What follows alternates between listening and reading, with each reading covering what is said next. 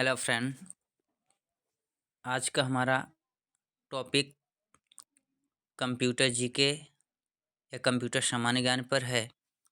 जो यह triple C O level में पूछे गए हुए प्रश्न हैं तथा यह SSC, bank, railway, TET, super TET आदि एग्जामों में भी पूछे गए हुए हैं।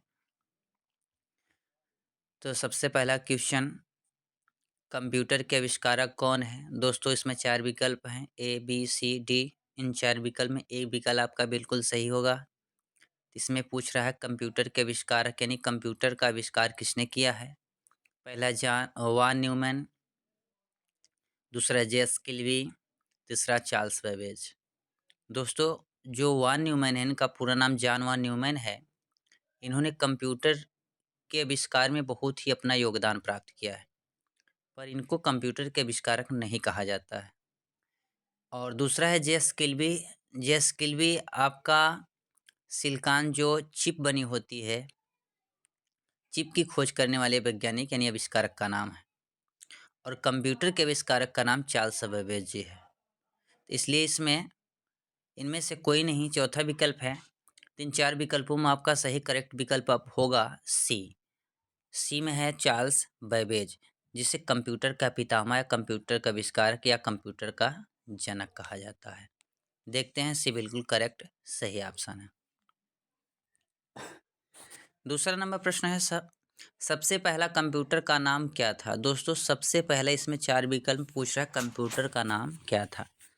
तो पहला है एटारिस, दूसरा है एनियक, तीसरा है टैंडी, चौथा है नोवेल्ला। तो दोस्तों इसमें आपका सबसे पहला कंप्यूटर का नाम एनियक है, जो भी बिल्कुल करेक्ट सही जवाब होगा। तीसरा नंबर प्रश्न है आधुनिक कंप्यूटर की खोज सर्वप्रथम कब हुई? दोस्तों 1949, 1951, 1946 और चौथा है 1947।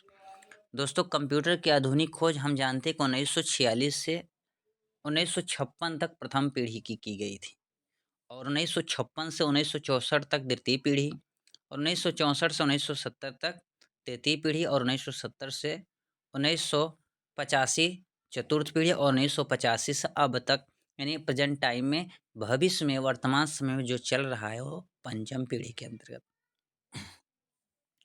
इसमें करेक्ट विकल्प आपका होगा 1946, जो सी बिल्कुल करेक्ट है सही जवाब होगा। चौथा नंबर प्रश्न आपका है कंप्यूटर के क्षेत्र में महान क्रांति कब से हुई? दोस्तों कंप्यूटर के क्षेत्र में महान क्रांति कब से लाया गया? पहला 1977, दूसरा है 2000, तीसरा 1955, चौथा 1960। तो हम जानते हैं दोस्तों कंप्यूटर के जिसे जॉन वान न्यूमैन कहा जाता है, इनका महान योगदान था कंप्यूटर के क्रांतियों में, कंप्यूटर के क्षेत्रों में। तो वह सन 1960 ईस्वी था, जो डी बिल्कुल आपका करेक्ट है सही जवाब होगा। 5 नंबर प्रश्न आपका है कंप्यूटर का हिंदी नाम क्या है? दोस्तों कंप्यूटर के हिंदी नाम को क्या कहा जाता है? गणना करने वाला, संगणक, हिसाब लगाने वाला, परिगणक। दोस्तों कंप्यूटर के हिंदी नाम को हम संगणक कहते हैं, जो भी बिल्कुल करेक्ट है सही जवाब होगा। छठा नंबर प्रश्न है कंप्यूटर साक्षरता दिवस कब मनाया जाता है? दोस्तों कंप्यूटर की साक्षरता दिवस मतलब कंप्यूटर की जिसे आप बर्थडे कहते हैं यानी जन्मदिन कहते हैं। तो कंप्यूटर की साक्षरता दिवस इसमें 4 दिए हैं, 5 दिसंबर, 14 दिसंबर और 22 दिसंबर, चौथा दिया है 2 दिसंबर। तो हम कंप्यूटर साक्षरता दिवस यानी कंप्यूटर लिटरेसी मिशन 2 दिसंबर, 2 दिसंबर को मनाते हैं। डी बिल्कुल करेक्ट है सही जवाब होगा। सीपीयू का पूर्ण रूप क्या है? यानी दोस्तों 7वें नंबर प्रश्न का है सीपीयू का पूरा नाम पूछ रहा है। तो सी होता है सेंट्रल, पी होता है प्रोसेसिंग, यू होता है यूनिट। इस विकल्प में आपका सेंट्रल प्रोसेसिंग यूनिट पहला ऑप्शन यानी ए बिल्कुल करेक्ट सही ऑप्शन मिल रहा है। तो ए बिल्कुल करेक्ट सही जवाब आपका होगा। 8वां नंबर प्रश्न है इनमें से कौन सर्च इंजन नहीं है? दोस्तों गूगल भी हमारा सर्च इंजन होता है, याहू भी हमारा सर्च इंजन होता है, बैदू भी हमारा सर्च इंजन होता है। वाल फ्रेम अल्फा कोई ऑप्शन यानी कोई सर्च इंजन इसमें नहीं होता है, इसलिए इसमें पूछा है कि सर्च इंजन कौन सा नहीं है। तो डी बिल्कुल करेक्ट है सही जवाब होगा। 9 नंबर प्रश्न है, निम्न में कौन इनपुट इकाई है? दोस्तों इनमें पूछ रहा है कि इसमें से कौन सी इनपुट डिवाइस है? 4 विकल्प में आपका माउस भी इनपुट डिवाइस में ही आता है और कीबोर्ड भी इनपुट डिवाइस होता है और स्कैनर भी इनपुट डिवाइस होता है। चौथा नंबर पर ऑप्शन इसमें दिया है इनमें से सभी। तो दोस्तों जब तीनों ऑप्शन आपके इनपुट डिवाइस है तो इसलिए इसमें डी बिल्कुल करेक्ट है। सही जवाब होगा कि इनमें से सभी। 10 नंबर प्रश्न आपका है, 1 किलोबाइट यानी केबी का तात्पर्य यानी केबी का पूरा नाम होता है किलोबाइट। 1 किलोबाइट कितने बाइट के बराबर होता है दोस्तों? तो हम जानते हैं कि 1024 बाइट मिलकर 1 केबी का निर्माण होता है। इसमें पहला ऑप्शन बिल्कुल करेक्ट सही होगा। दूसरा दिया है 1024 मेगाबाइट। दोस्तों केबी से ज़्यादा मेगाबाइट होता है, किलोबाइट ज़्यादा बड़ा मेगाबाइट होता है और मेगाबाइट से ज़्यादा गीगाबाइट होता है। इनमें से कोई नहीं। 1024 बाइट मिलकर 1 केबी का निर्माण होता है, इसलिए इसमें ए बिल्कुल करेक्ट है, सही जवाब है। 11 नंबर प्रश्न आपका, 1 मेगाबाइट यानी एमबी कितने बाइट के बराबर होता है? दोस्तों एमबी के ऊपर हो जाते हैं जीबी और एमबी के नीचे हो जाते हैं केबी। तो इसका मतलब है इन 4 विकल्प में केबी आपका पहला ऑप्शन मिल रहा है, तो 1024 ये बिल्कुल करेक्ट है, सही जवाब होगा। 1024 केबी को अगर हम मिलाएं तो 1 एमबी यानी 1 मेगाबाइट का निर्माण होता है दोस्तों। 12 नंबर प्रश्न है आपका, 1 गीगाबाइट कितने बाइट के बराबर होता है? दोस्तों आप जानते हैं कि गीगाबाइट से होता है जीबी से आगे इसकी टीबी कैपेसिटी होती है और जीबी के कम इसकी कैपेसिटी एमबी होती है। तो इसका मतलब है एमबी से जीबी का निर्माण होगा, जीबी से एमबी का निर्माण नहीं होगा। इसलिए एमबी इसमें कौन से ऑप्शन बी विकल्प आपका मिल रहा है, इसलिए बी ऑप्शन बिल्कुल करेक्ट है, सही जवाब होगा। 13 नंबर प्रश्न है, कंप्यूटर में प्रयुक्त आईसी चिप बने होते हैं। दोस्तों कंप्यूटर में जो आईसी लगती है उस चिप किस किस धातु से बने होते हैं? क्रोमियम से, आयरन ऑक्साइड से, सिल्वर से, सिलिकॉन से। दोस्तों हम जानते हैं कि कंप्यूटर की आईसी चिप सिलिकॉन से बने होते हैं। इसकी इसकी खोज बेंगलुरु कर्नाटक में की गई थी और इनके खोजकर्ता का नाम जेएस किल्बी था। यानी इसके वैज्ञानिक इसके रिसर्च वैज्ञानिक का नाम क्या था? जेएस किल्बी था। इसलिए डी बिल्कुल करेक्ट है, सही जवाब होगा। 14 नंबर प्रश्न आपका है दोस्तों, इंटरनेट के पत्ते में पद एचटीटीपी सही विस्तृत रूप है। यानी इसमें पूछ रहा है कि इंटरनेट के पन्ने में पत्ते जो लिखा है, पन्ने कहिए आप पेज कह सकते हैं आप, पन्ने मतलब पेज हो जाता है। पद एचटीटीपी का सही विस्तृत रूप मतलब एचटीटीपी का पूरा नाम होता है हाइपर टेक्स्ट ट्रांसफर प्रोटोकॉल। तो दोस्तों इसमें हाइयर टेक्स्ट, दूसरा भी हाइयर ट्रांसफर, तीसरा भी हाइब्रिड टेक्स्ट, इसलिए इन तीनों विकल्प पे बिल्कुल रॉन्ग होंगे। सही करेक्ट ऑप्शन आपका डी होगा, हाइपर टेक्स्ट ट्रांसफर प्रोटोकॉल होता है, ये एचटीटीपी का पूरा नाम है। डी बिल्कुल करेक्ट है, सही जवाब होगा। 15 नंबर प्रश्न है, किसी कंप्यूटर के प्रोग्राम में बच्चों द्वारा प्रयुक्त भाषा प्राय कौन सी होती है? दोस्तों जो कंप्यूटर रिलेटेड होते हैं बच्चों को सिखाने के लिए, पढ़ाने के लिए, उसमें ऐसी कौन सी लैंग्वेज वैज्ञानिक ने बनाया था कि जो बच्चों को प्रयोग किया जाए? वो बेसिक था कि जावा था, लोगो था कि पायलट था? दोस्तों सी बिल्कुल करेक्ट सही जवाब होगा, उसमें लोगो आपका लैंग्वेज था। अब यह लोगो किस प्रकार का था? जैसे आप देखते होंगे उच्च माध्यमिक यानी प्राइमरी पाठशाला में जो बच्चों को बुक मिलता था पहले, उसमें एक सारणी जिसे आप गिनतारा के रूप में जानते थे, उस गिनतारा को हम हिंदी कन्वर्ट करते थे और उसी को हम मैथ या बीजगणित के रूप में जानते थे। वही हम कंप्यूटर की भाषा में उसे लोगो लैंग्वेज के नाम से जाने जाते थे। इसलिए इसमें सी बिल्कुल करेक्ट है, सही जवाब होगा लोगो। अगला नंबर प्रश्न है दोस्तों, एक सुआहा निजी कंप्यूटर जो आपकी गोद में रखने लायक छोटा-सा होता है, क्या कहलाता है? दोस्तों इसमें सही रूप ये है, पूछ रहा कि निम्न कंप्यूटर किसे कहते हैं? या माध्यमिक कंप्यूटर किसे कहते हैं? तो दोस्तों मेन फ्रेम कंप्यूटर पहला ऑप्शन है, दूसरा नोटबुक है, तीसरा वर्क स्टेशन, चौथा पीडीए है। तो मेन फ्रेम कंप्यूटर जो होता है दोस्तों, ये बड़ी-बड़ी कंपनियों में उपयोग किया जाता है। ये डाटा को अपलोडिंग करने के लिए होता है। नोटबुक कंप्यूटर जो छोटे-मोटे कार्यों करने के लिए, वर्क स्टेशन जो होता है और पीडीए जो होता है कोई कंप्यूटर से रिलेटेड नहीं होते, इसलिए इसमें आपका बी बिल्कुल करेक्ट सही जवाब होगा। नोटबुक एक छोटे कंप्यूटर के रूप में होता है जो छोटे बच्चों को प्रयोग करने में ज़्यादा सहायक होता है, इसलिए इसमें बी बिल्कुल करेक्ट है, सही जवाब होगा नोटबुक कंप्यूटर। 17 नंबर प्रश्न है दोस्तों, कोंडातरक एक प्रोग्राम है, वह निम्नलिखित में से किससे प्रोग्राम का रूपांतरण है? पहला ऑप्शन है मशीन से निम्न स्तर तक, दूसरा है निम्न स्तर से उच्च स्तर तक, उच्च स्तर से कुड़ांतरक तक, कुड़ांतरण कुड़ांतरण से मशीन तक। दोस्तों कुड़ांतरण एक प्रोग्राम है, वह निम्नलिखित में किसका प्रोग्राम रूपांतरण करता है?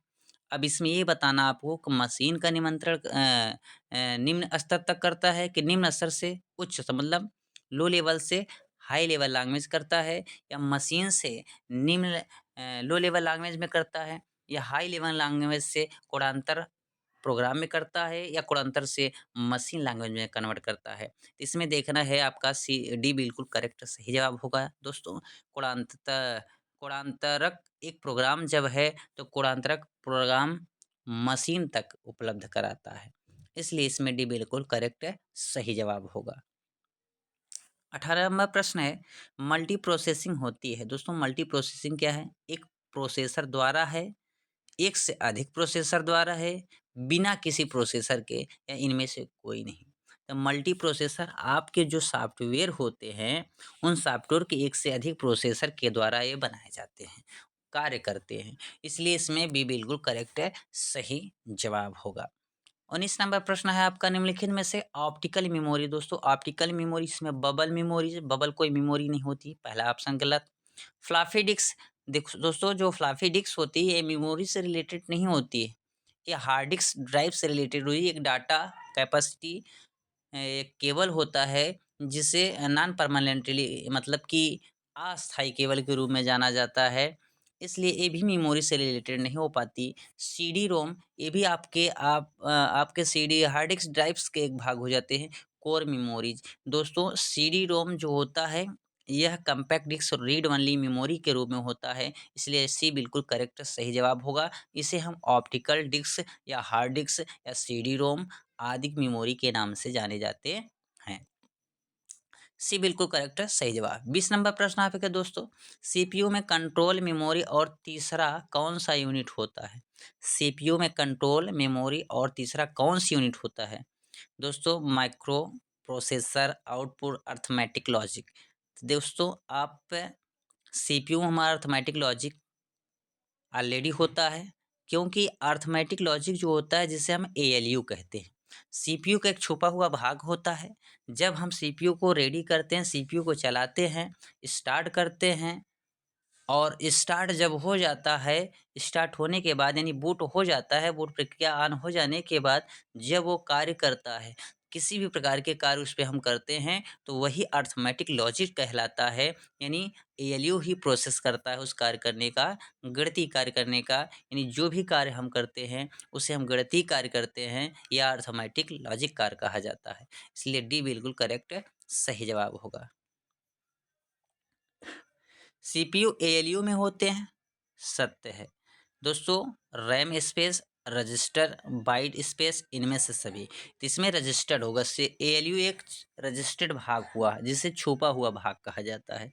अर्थमेटिक लॉजिक यूनिट बोला जाता है।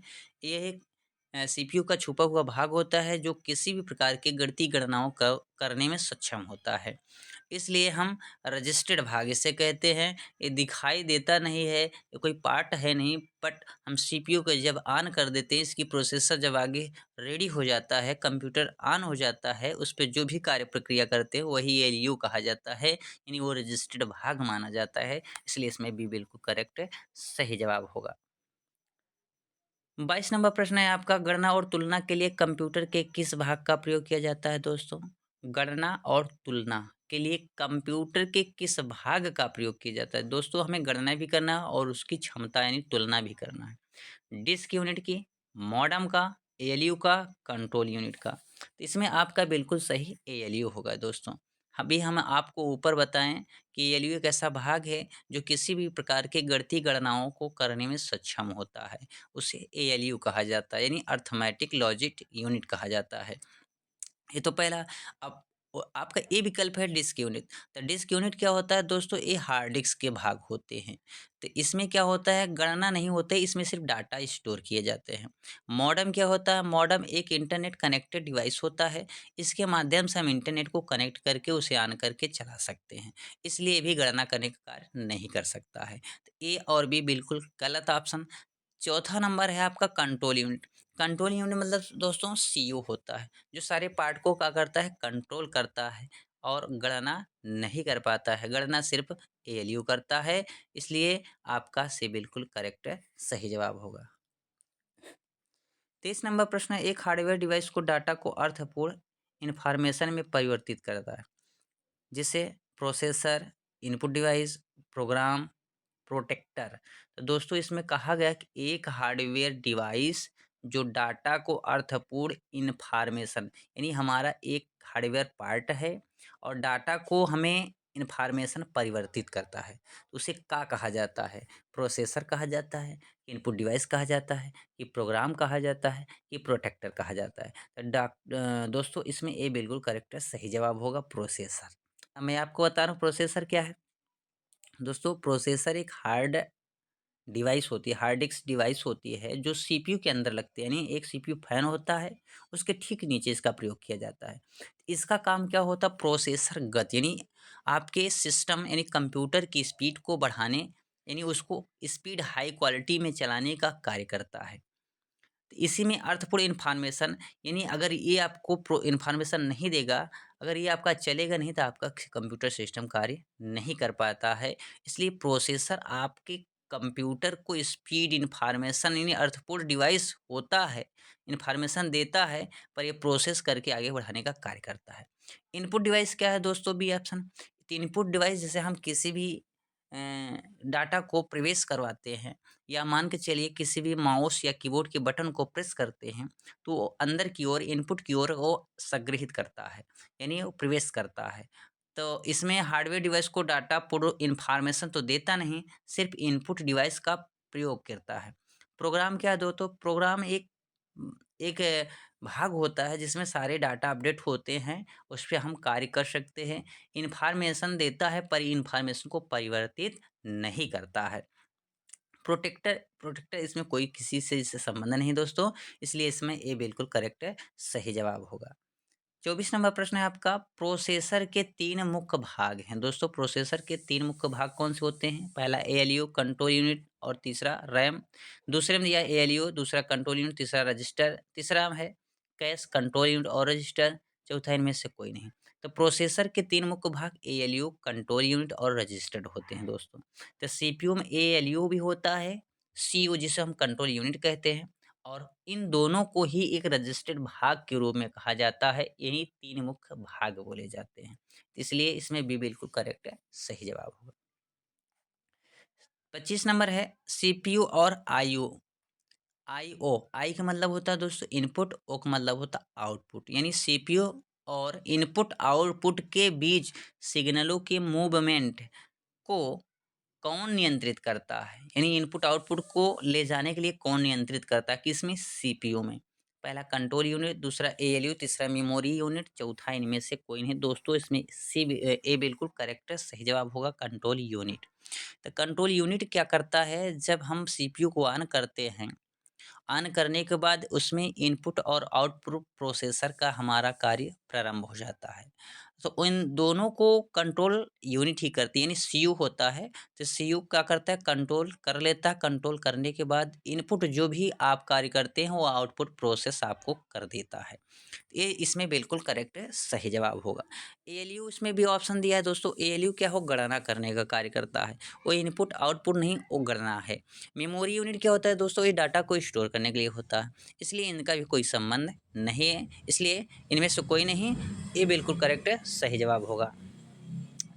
26 नंबर प्रश्न है, कंप्यूटर के सेंट्रल प्रोसेसिंग यूनिट यानी सीपीयू का फंक्शन है। डेटा डिलीट करता है, इनवॉइस बनाता है, गणना और प्रोसेसिंग करता है, इनमें से कोई नहीं। तो दोस्तों कंप्यूटर में सीपीयू का फंक्शन क्या करता है? वो गणना और प्रोसेसिंग का कार्य करता है। सी बिल्कुल करेक्ट है, सही जवाब। 27 नंबर प्रश्न आपके, निम्न में से कौन सा कंप्यूटर का बुनियादी कार्य नहीं है? दोस्तों इसमें कंप्यूटर का एक ऐसा बुनियादी कार्य कौन सा नहीं है, आपको बताना है। दोस्तों यदि आपको पता है तो आप कमेंट बॉक्स में कमेंट कर सकते हैं कि इन 4 विकल्प में ए, बी, सी, डी कौन सा विकल्प आपका सही होगा। इससे ये पता होगा कि आप हमारा वीडियो देख रहे हैं और इस प्रश्न का ध्यानपूर्वक ज्ञापन कर रहे हैं। ते पहला है डाटा को प्रोसेस करना, दूसरा है टेक्स्ट को स्कैन करना और तीसरा है इनपुट को स्वीकार करना, चौथा है डाटा को स्टोर करना। दोस्तों 27 नंबर में कहा गया निम्न में से कौन सा कंप्यूटर का बुनियादी कार्य नहीं है? तो कंप्यूटर में डाटा को प्रोसेस करना, टेक्स्ट को स्कैन करना, इनपुट को स्वीकार करना, डाटा को स्टोर करना। तो दोस्तों डाटा को प्रोसेस हम कर सकते हैं। कोई भी डाटा है, हम उसे ले सकते हैं और दे सकते हैं। इनपुट को स्वीकार करना, हम कीबोर्ड, माउस हमारा इनपुट पार्ट होते हैं। हम जो भी बटन प्रेस करते हैं, वो सिस्टम हमारा स्वीकार करता है, वो भी कार्य करता है। डाटा को स्टोर करना, कोई भी डाटा है, हम डाटा को ले सकते हैं, दे सकते हैं, स्टोर कर सकते हैं। बट टेक्स्ट को स्कैन करना, दोस्तों कंप्यूटर हमारा टेक्स्ट को स्कैन नहीं है। टेक्स्ट मतलब अक्षर होता है या डॉक्यूमेंट, पेज, कुछ भी आप कह सकते हैं। ये स्कैन नहीं कर पाता। तो इसको स्कैन करता कौन है? ये भी मैं बता दूं आपको। तो स्कैन प्रिंटर करता है। यदि इसमें कंप्यूटर प्रिंटर लिखा होता दोस्तों, तब हमारा बिल्कुल सही ऑप्शन ए भी माना जाता। इसलिए इसमें बुनियादी कार्य नहीं करता कौन? कंप्यूटर। तो कंप्यूटर आपका टेक्स्ट को स्कैन नहीं करता है। भी बिल्कुल करेक्ट है, सही जवाब होगा। परिचालन संपन्न करता है दोस्तों 28 नंबर प्रश्न आपका है, परिचालन क्या संपन्न करता है? एल्गोरिथमिक, दूसरा है अर्थमेटिक, तीसरा है आस्की और चौथा इनमें से कोई नहीं। तो परिचालन संपन्न करने के लिए अर्थमेटिक यानी एएलयू जिसे कहते हैं, वह परिचालन करने का कार्य करता है। बी ऑप्शन बिल्कुल करेक्ट सही जवाब होगा। 29 नंबर प्रश्न आपका है दोस्तों, कंप्यूटर में अधिकांश प्रोसेसिंग किसमें होती है? कंप्यूटर में ऐसा कौन-सा भाग है, ऐसा कौन-सा पार्ट है जिसकी प्रोसेसिंग गति बहुत तेज़ होती है? पहला मदरबोर्ड, दूसरा मेमोरी, तीसरा सीपीयू, चौथा रैम। तो इसमें भी आपका सीपीयू बिल्कुल करेक्ट सही जवाब होगा। इसलिए करेक्ट सही जवाब होगा कि मदरबोर्ड भी सीपीयू में रहता है, मेमोरी भी सीपीयू में रहता है। मेमोरी की ही पार्ट रैम होता है तो वो भी सीपीयू में रहता है। इसलिए कंप्यूटर में अधिकांश प्रोसेसिंग यानी सीपीयू के अंतर्गत तीनों मिल जाते हैं। इसलिए इसका कार्य प्रोसेसिंग सीपीयू ही माना जाएगा। सी बिल्कुल करेक्ट है, सही जवाब। 30 नंबर प्रश्न है आपका दोस्तों, कंप्यूटर निम्नलिखित में से कौन सा कार्य नहीं करता है? दोस्तों कंप्यूटर इसमें ऐसा कौन सा ऑप्शन जो कार्य नहीं करता है? प्रोसेसिंग करता है। दोस्तों अंडरस्टैंडिंग, अंडरस्टैंडिंग समझदारी के लिए होता है। तो कंप्यूटर ना तो समझता है ना सोचता है, वो क्या करता है? कार्य करना प्रारंभ कर देता है। ये मनुष्य और कोई भी प्रकार के प्राणी होता है जो अंडरस्टैंडिंग का कार्य करता है, सोचता समझता है, पर कंप्यूटर एक इलेक्ट्रॉनिक मशीन होने के कारण कुछ सोचता और समझता नहीं है, बिल्कुल कार्य करना प्रारंभ कर देता है। तो हमारी समझ से अंडरस्टैंडिंग ही इसमें विकल्प सही होगा दोस्तों। पर आगे सी ऑप्शन दिया है इनपुटिंग, इनपुट का कार्य वो करेगा, आउटपुटिंग आउट का भी करेगा, पर अंडरस्टैंडिंग का कार्य नहीं करेगा। आइए हम देखते हैं, बी बिल्कुल करेक्ट सही जवाब है दोस्तों। यदि मेरा वीडियो आपको पसंद आया हो, अच्छा लगा हो, तो आप लाइक, शेयर, यदि सब्सक्राइब करके और आगे बढ़ा देते हैं तो और अच्छी बात होगी।